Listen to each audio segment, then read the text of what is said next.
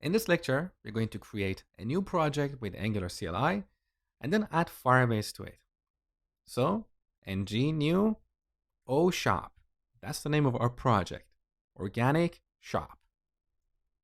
So Angular CLI created these folders, and now it's installing all the node packages. If the second step is not working on your machine, make sure to manually run npm install to install all these dependencies. All right, our project successfully created. So let's go to the OShop folder. Open this in VS Code. Okay, VS Code is ready. And then back in the terminal, let's serve this. Now, if you head over to localhost port 4200, this is what you're going to see. Beautiful. So our Angular project is ready. Now let's add Firebase to it.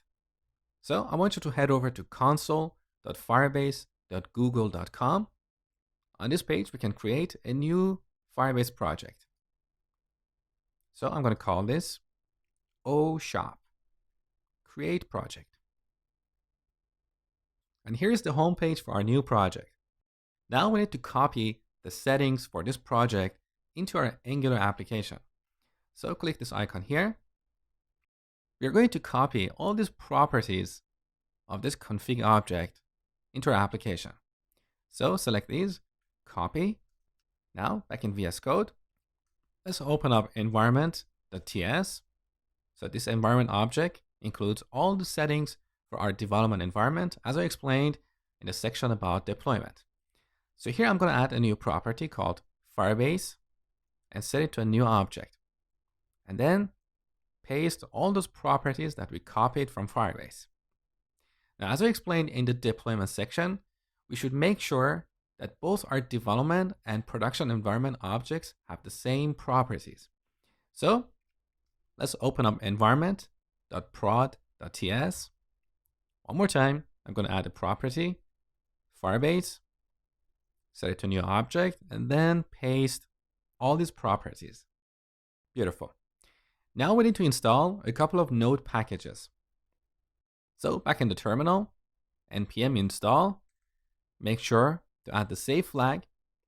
The first library is Firebase. Now I'm going to set the version here, and I highly encourage you to do the same to make sure you're using the exact same version as me and there's less chance for errors. So to set the version, we add an @sign. Now the latest version of Firebase at the time of recording this video is 4.2.0.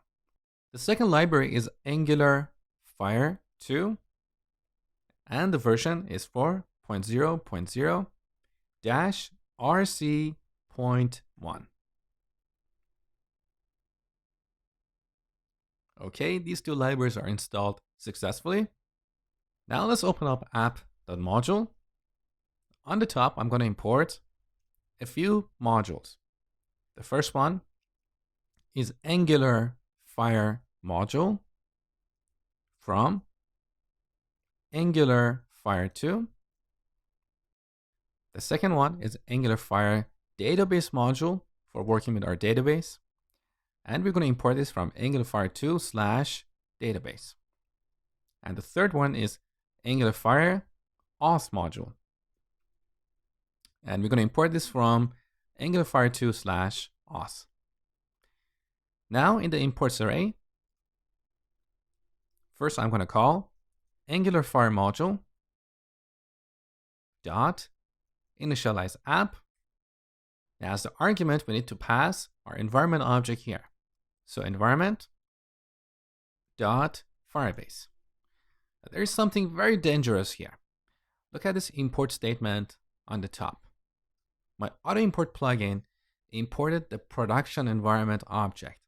As I explained before, we should always import the main environment object. And when we build our application using Angular CLI, depending on the environment flag that we set, Angular CLI is going to choose the right environment object.